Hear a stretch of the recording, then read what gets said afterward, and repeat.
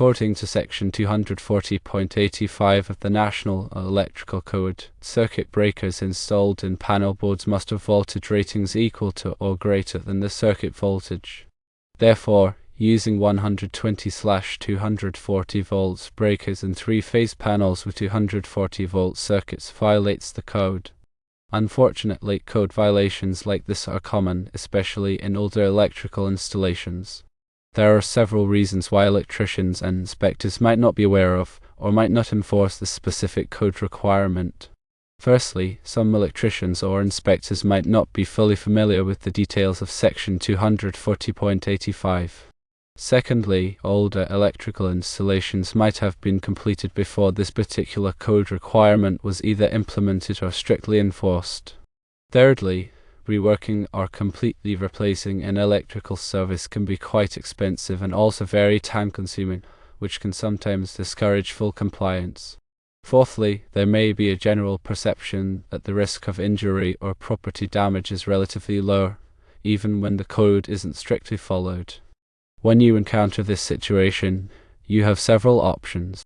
1. Inform the customer by clearly explaining the code violation and detailing all the potential risks that are involved.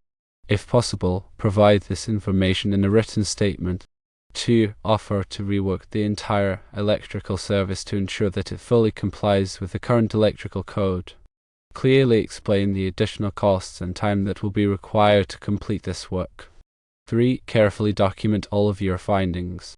Take detailed photos and make thorough notes that document the existing conditions and also clearly outline your specific concerns. This documentation will provide you with essential protection if the project moves forward without incorporating your recommended changes. It's important to understand that single-pole breakers are typically tested at 240 volts to ensure they can safely interrupt the circuit to the voltage level. However, this testing does not automatically mean that these breakers are approved for use in three-phase circuits where the voltage between each of the phases is 240 volts. In a standard three-phase system, the voltage between any one phase and the neutral conductor is 120 volts. This specific voltage configuration is the primary reason why a standard 120/240 volts breaker is not approved for use in a three-phase panel where the phase-to-phase voltage is 240 volts.